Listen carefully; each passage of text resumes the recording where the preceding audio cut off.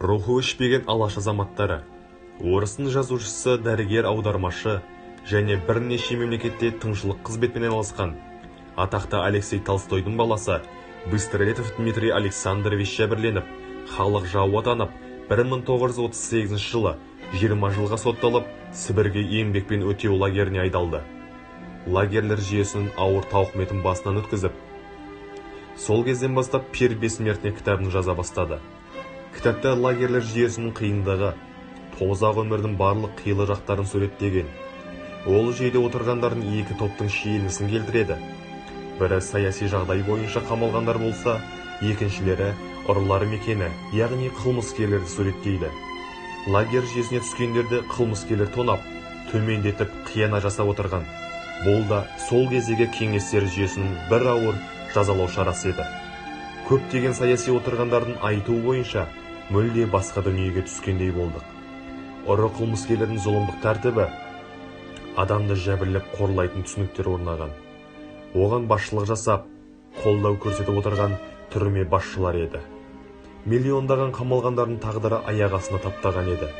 Әрбір этап қамалғандар келген сайын ұрылар әлемі аш шибөрілерге тонап, соққыға жығып отырды. Отырғандар келесі этап келсе, бізге тиіспейді деп алаңдаумен болды. Көп ұзамай үш этапта келді.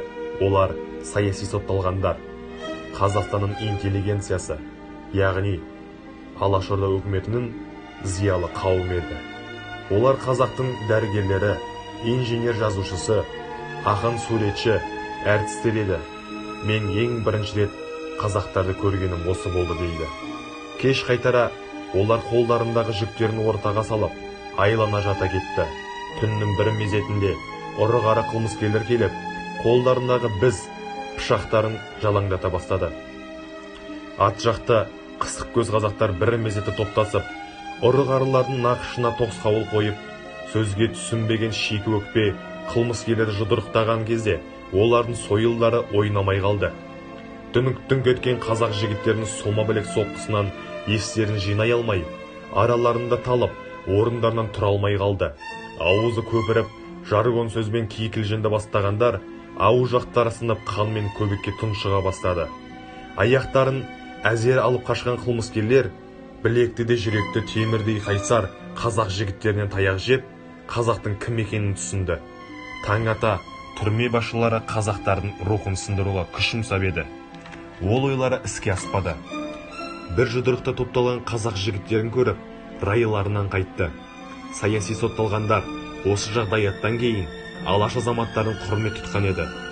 16 жыл айдауда жүргенімде осындай жаңа тәртіп орнатқан қазақтарды көріп, ризашылығымды білдіре кітабыма жазып отырмын деп, Дмитрий Александрович Быстролетов сол қиын заманды еске алады. Осы оқиғаны тыңдай отырып, Колымада отырған Мағжан Жұмабаевтың өлеңі дәл айтылған. Не көрсем де алаш үшін көремін, маған атақ, ұлтым үшін өлемін. Мен өлсем де алаш өлмес көркейер, істей берсін қолдарынан келгенін. Иә қазағым, елім деп жан пида болып, аты беймәлім болған қазақтың ұл-қыздары қаншама. Өсіп келе жатқан ұрпағымыздың санасына жеткізсеңіздер, олардың аттары да, игі істері де мәңгілік жүректе сақталар, ағайын. Аударып даярлаған Бауыржан Сатыбалдыұлы.